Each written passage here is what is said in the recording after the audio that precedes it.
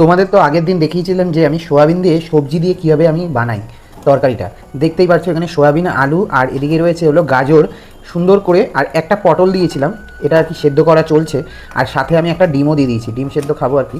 আর এইবার দেখতেই পাচ্ছ এই যে আদা আর কাঁচা লঙ্কা রয়েছে সেটাই আমি এর মধ্যে দিয়ে দিলাম ভালো মতন, আর সুন্দর করে মিক্স করে দিলাম। এইবার কড়াইয়ের মধ্যে আমি হালকা করে একটু সর্ষের তেল দিয়ে দেবো, একদম সামান্য সর্ষের তেল।